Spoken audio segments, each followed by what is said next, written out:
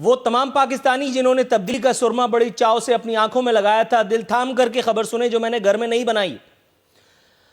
तब्दीली वाले रियासत नाम नेहाद मदीना कायम कर चुकने वाले F9 इस्लामाबाद का पार्क गिरवी रख करके कर्जा लेने चले हैं। सुभान अल्लाह। और लाओ तब्दीली, वो तब्दीली सरकार जो नून लीग पर मुताद्दिद अहम इमारात गिरवी रखकर पैसों कर्जों के हुसूल का दावा कर चुकी, इल्जाम लगा चुकी, मुताद्दिद बयानात इस हवाले से सामने आए, लेकिन आज तक एक प्रेस कॉन्फ्रेंस नहीं की गई।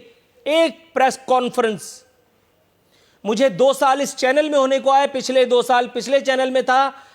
इतने अरसे 2.5 साल में हुकूमत के इसमें कोई एक रेफरेंस, कोई एक पेपर नहीं आया जिससे यह साबित होता हो कि पिछले वाले भी यही सब कुछ कर रहे थे। लेकिन अगर मान भी लिया जाए तो उन्हीं के नक्शे कदम पर चल रही है तब्दीली सरकार।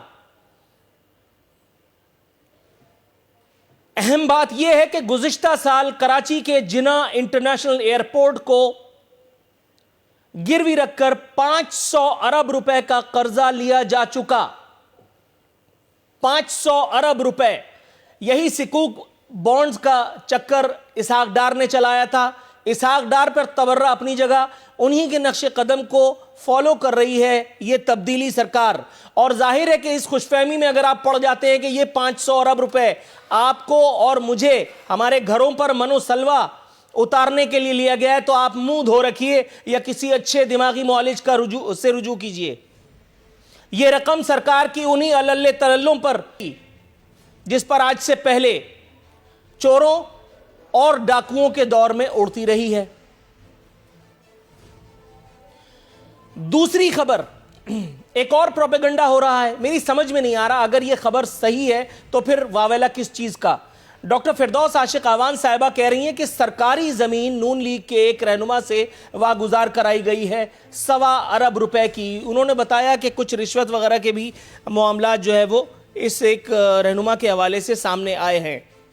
1.25 अरब रुपए की जमीन, सरकारी जमीन पर कब्जा था जिसे उस्मान बुज़दार सरकार ने वागुजार कराया है। अगर तो ऐसा ही है, अगर के सीगे के साथ मैं कह रहा हूं, तो एहसन कदम है। फिर नवाज शरीफ साहब को क्या जरूरत थी ये कहने की कि जबर के दिन अब थोड़े हैं।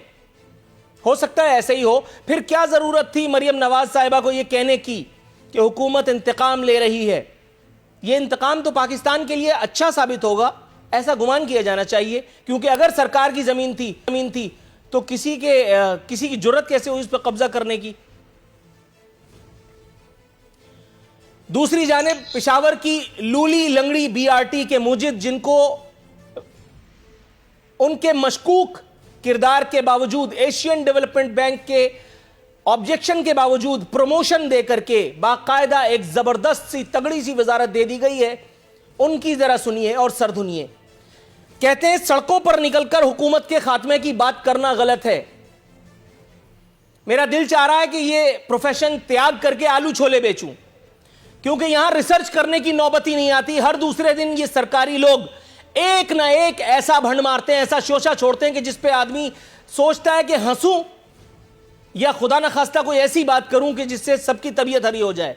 ये वो लोग हैं कि जिन्होंने पूरे मुल्क का चक्का जाम करके रखा था। बाबाए PTI के दिए हुए कंटेनर से इन्होंने पाकिस्तान का धड़म तख्ता कर दिया था। वो जिनको सदारती इस्तिस्ना दे करके और ऐवाने सदर में बिठा रखा है, वो कराची की शारा फैसल इस तरह से बंद करवाते रहे हैं कि जिस तरह से कोई जय्यद, आप समझ लीजिए शरीफ आदमी की जिद क्या होती है आप जानते हैं। पार्लियामेंट हमला केस में खुद वजीर आजम को बरी किया जा चुका, लेकिन क्या यह बरात दुरुस्त थी? मेरा ख्याल है इसका जवाब भी आपको पता है। यह बात तो खैर वजीर आजम को भी पता है, लेकिन मेरा ख्याल है हम आगे बढ़ जाते हैं। दूसरी जानिब आसिफ अली जरदारी साहब ने अपनी मौजूदगी का एहसास दिलाते हुए अपनी हिस्से मजाक का सबूत दिया है। उन्होंने कहा है कि हुकूमत को घर भेजना जरूरी हो गया है। कहते हैं आखिरी धक्के की जरूरत है। बात ठीक है, लेकिन यह धक्का लगाएगा कौन? बिलावल साहब तो कह रहे हैं हम चाय पी करके हुकूमत को डराएंगे। अब यह एक अजीब सी बात है, उस चाय में आप ऐसे क्या लवाजमात शामिल करेंगे जिससे इमरान खान सरकार डर जाएगी? यह कोई मुस्तनद शेफ बता सकता है। इस पर मैं तो जाहिर तबसरा करने से कासिर हूं। दूसरी जानिब एक और हुकूमती अनमोल रतन खुशामद का आला तरीन एजाज, बल्कि यूं कहिए खुशामद का वर्ल्ड कप ले उड़े।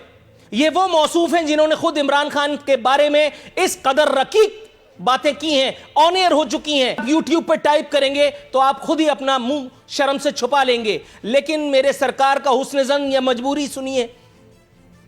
एक अहम मनसब, एक अहम वजारत दे रखी है क्योंकि इन पर बस शायद नहीं चलता। मुताद्दिद मरतबा सियासी जमातें तब्दील कर चुके हैं। जनरल रिटायर्ड परवेज मुशर्रफ की आंख के नैन तारे थे और एक मरतबा फिर अपनी वफादारियां बदलते हुए पीटीआई में जमाने से मौजूद हैं। कहते हैं किस माई के लाल की जुर्रत के वजीर आजम के खिलाफ अदम एतमाद लाए। अब हुकूमत की गर्दन का ये सरिया कौन निकालेगा? वो अपोजिशन जिसके मुंह में दांत है ना पेट में आंत।